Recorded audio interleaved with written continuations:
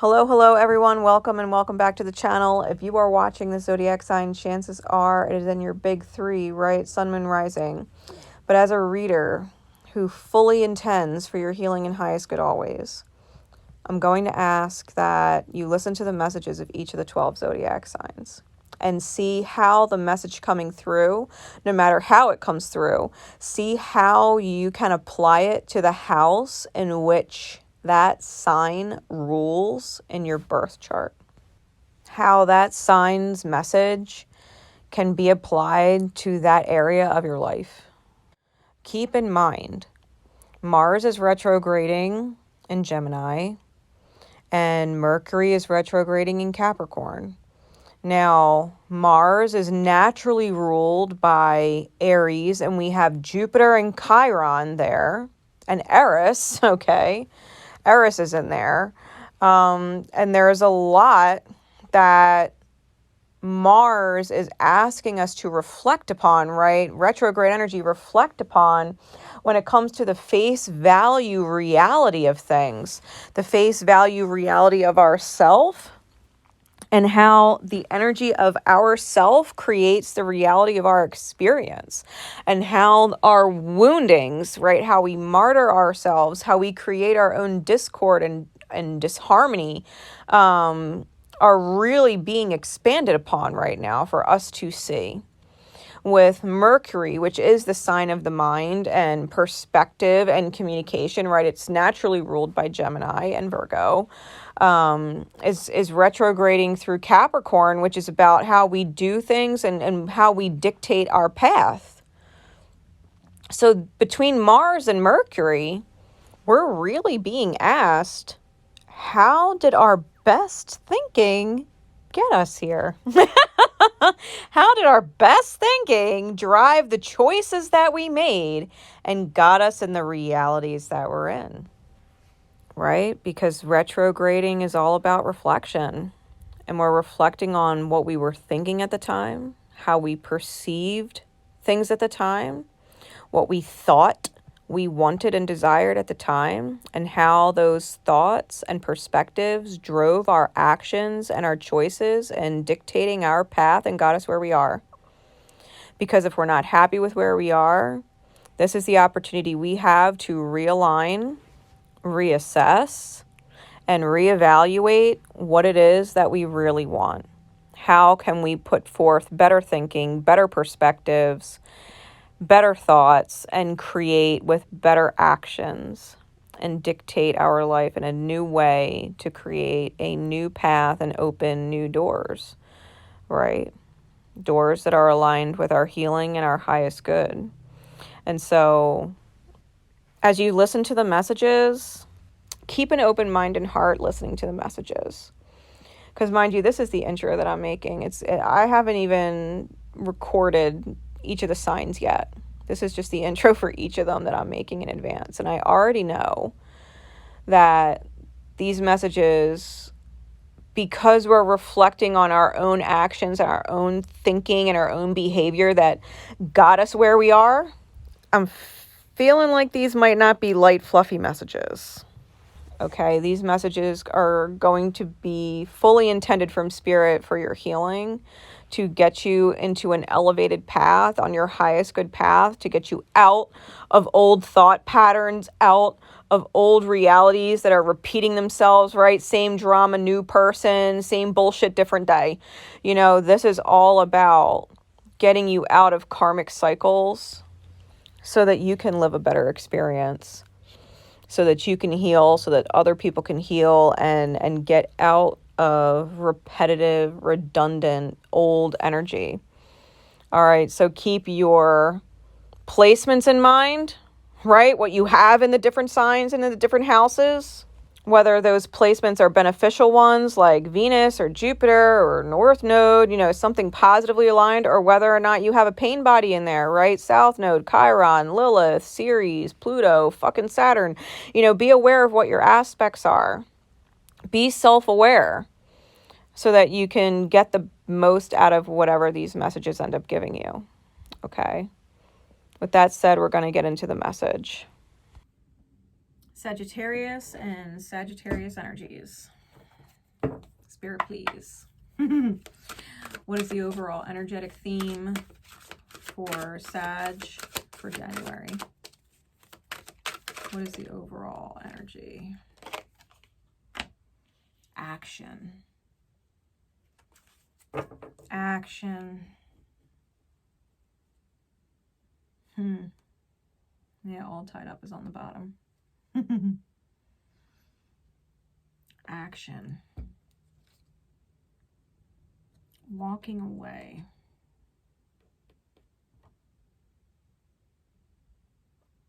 Whatever house Sag rules for you, if you feel stuck, you just got to walk away. You just got to take that action. You just got to do it.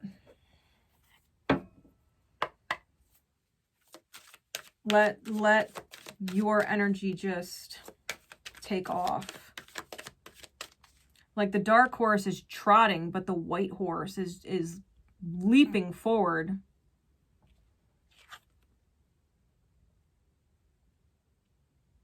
Your dark energy is slow and trotting, but your light energy, your spiritual energy, when you're in alignment, just takes off.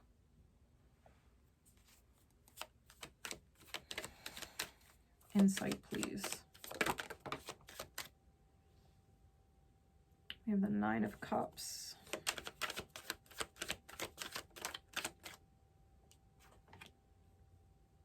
The Page of Wands.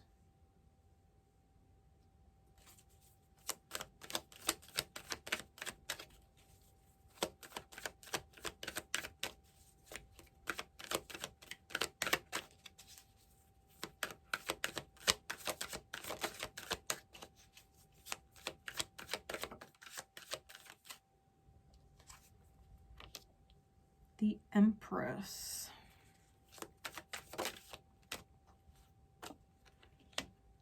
And the Five of Coin. Clarify the Nine of Cups, please.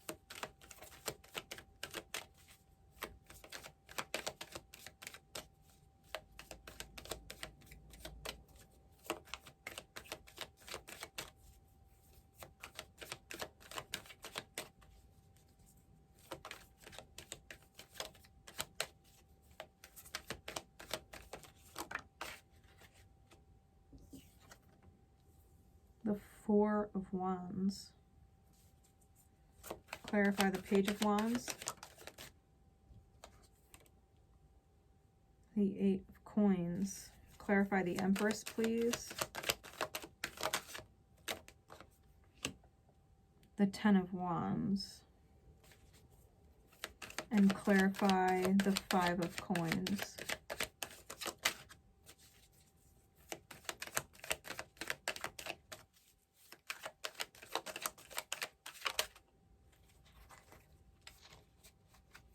Thought a card flipped up for a second there. Clarify the Five of Coins.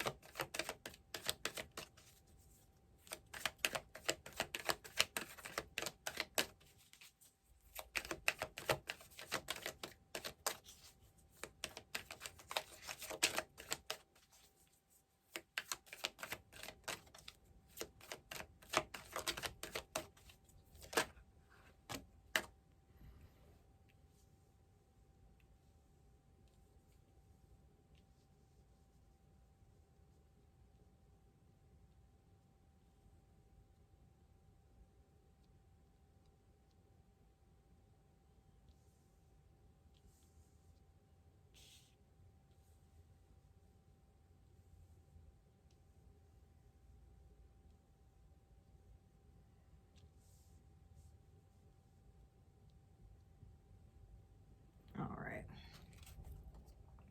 Bottom of the deck is the Knight of Coins. Top of the deck is the Two of Coins. All right, Sag. You're definitely at a threshold and you're definitely being cautious because there is a chance for pain. So I think you're being cautious because there's a threat of pain, and you know that you are the creator of your own energy and you're unwilling to be a victim.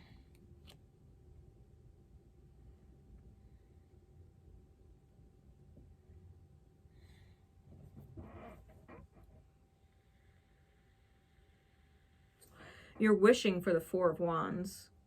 And the Four of Wands is a master creation. Right? Because this card looks a lot like Michelangelo's David,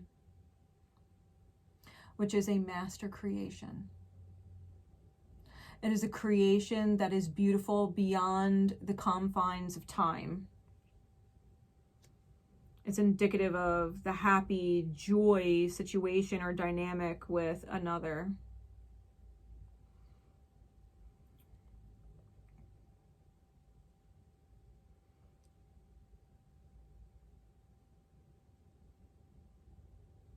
This is the angelic self, right? The wishes that our angelic self puts in our consciousness, that we think about what we wish for, is our angelic self wishing. The house in which Sagittarius rules for you. You are wishing for a master creation, which means reinventing yourself requires effort. Okay, because the Page of Wands is a Phoenix rising type energy. It requires effort.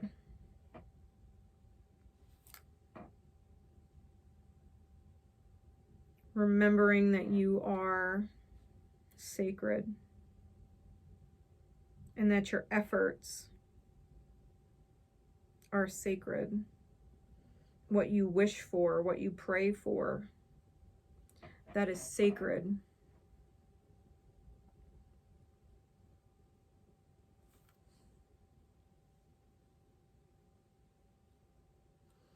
Divine feminine energy, the Empress, heart space, right? What we feel we deserve to receive, requires you to break free of the roots that keep you stuck.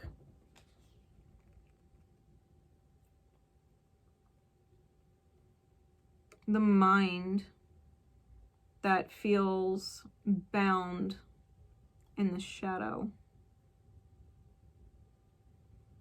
is leaning forward. It wants to break free of the roots. The mind wants to break free of the roots. The anchor, the energetic anchor. Whether that energetic anchor is a drain on your time, or it's a drain on you financially, or it's a drain on you mentally, it's a drain on you emotionally. It makes you feel like you're fucking crazy, right? A drain on you psychologically. Whatever the drain is. Because the roots, right? Roots suck up nutrition. These roots are all plugged in to the masculine here.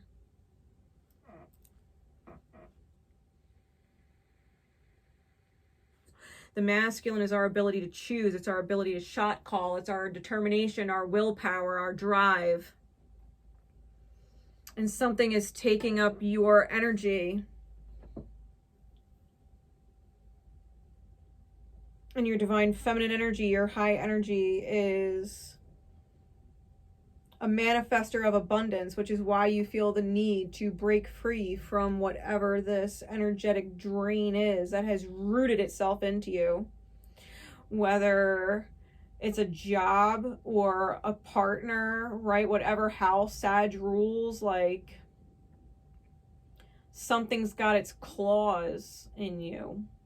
It has its fucking tendrils like locked in, you know what I mean? And you want to get out.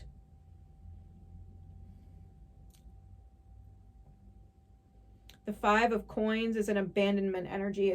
It's feeling alone or abandoned, but in this particular case, I feel like should you take action in your light and move forward, the only thing you're letting go of is this manipulative energy. The Magician is Gemini energy. The Nine of Swords is Gemini energy. And it's a financial leak. It's a heart space leak.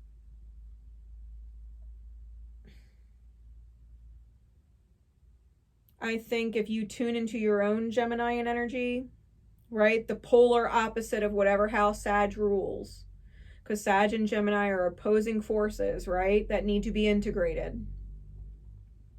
especially if you have stronger significant Taurean energy, Libran energy, or Venusian energy at play. If your Venus trines on or aspects on or is in cusp with your house of Sag, or if you have Taurus energy that is significant in your chart, like, it's important for you to understand that you are not going to be alone and or abandoned, and that you just simply have to allow yourself to manifest and let go of whatever this nightmare state is, because it's just draining. I think you're capable of manifesting overflow, love and money.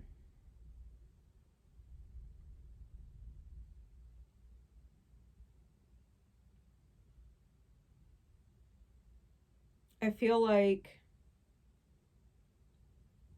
should you decide to take action and free yourself from whatever's tying you up, that you would be able to walk away, right? Top and bottom of this deck.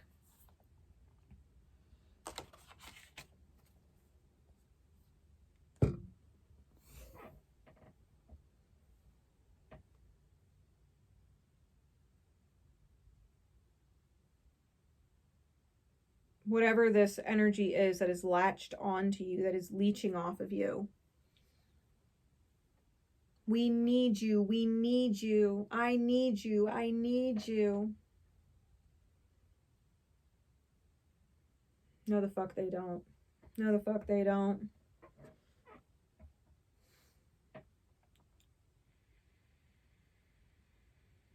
That's just your wounds wanting to feel important. If you're wishing or praying for something better, something more creative, something more joy-filled, something more open, something more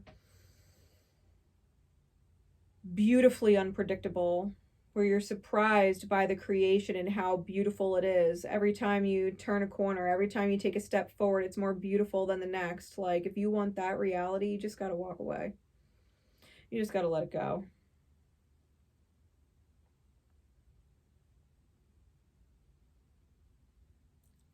If someone, quote unquote, needs you, if something or someone needs you, we need you, you're the last person that they need. What they need is themselves. What they need is themselves to show up.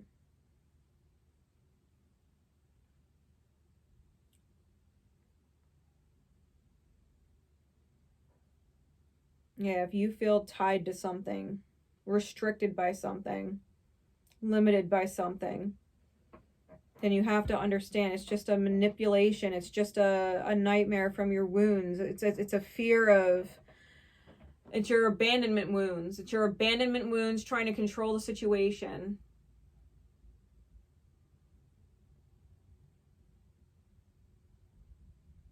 You are with them and want to feel needed, because if you're needed, they can't abandon you.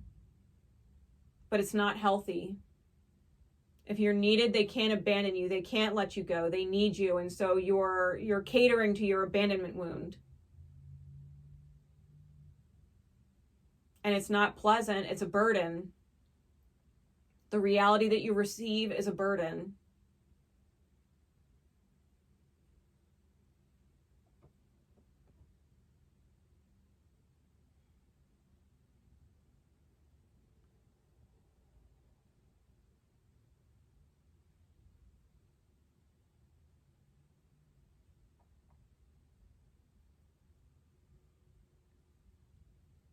There is wisdom in walking away.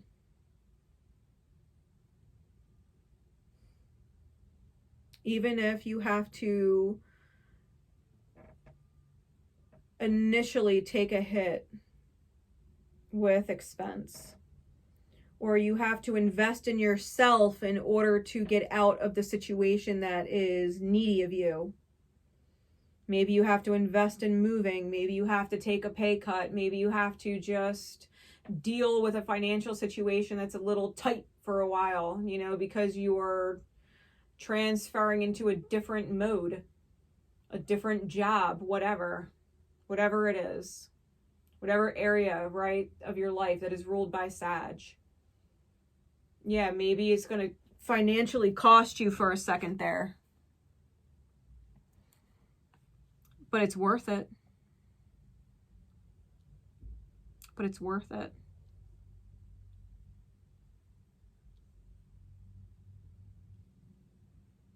To look at the face value of the reality for what it is and be like, I don't fucking want this. So what? If it costs you $800, are you worth $800? Yeah, you are. Is your happiness worth $800? Is your joy worth $800? Is your creativity worth $800? Yeah. So what? You're worth the investment.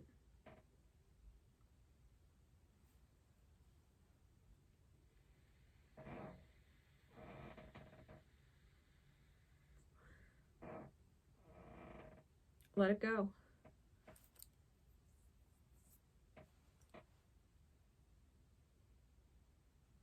Proceed with caution, one step at a time, because it doesn't need to be any more painful than it has to be. Because you could probably make it really painful. It doesn't have to be that kind of painful. But you could start taking a step in the right direction. You could definitely start taking a step in the right direction. Like if you've got all of these fucking thorns, right? You got all these fucking thorns wrapped around you, trying to fucking, you know, force your way out by, you know, expanding your arms and pressing, you're only going to get ripped up by the fucking thorns. But if you just take your time and maybe just untangle this one and maybe just get out of the next one, and maybe you can tear or rip one, you're going to cause less damage to yourself than trying to just blast your way out. You know what I mean?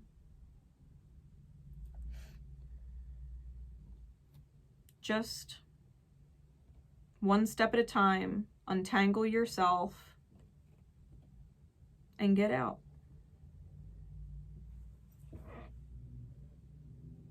In order to walk through this gate right here, first you got to turn around and face it.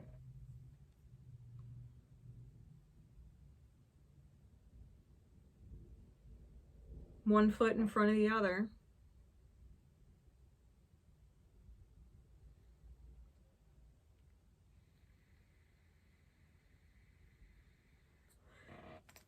Really, this energy of being bound to gnarly, thorny, sharp-looking things, right?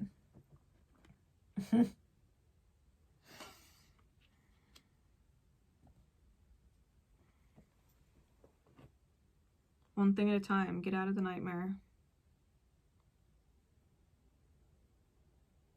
Your heart's truth, your truth. If it doesn't feel good, you got to stop choosing it every day. If it doesn't feel good, you got to stop choosing it every day.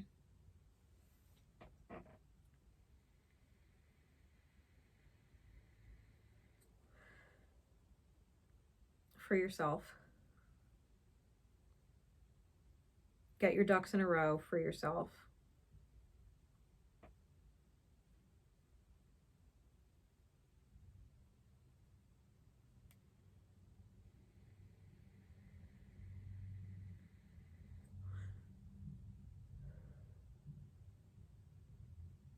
I'll see you when Ophiuchus say. Love you, Sag. Take care.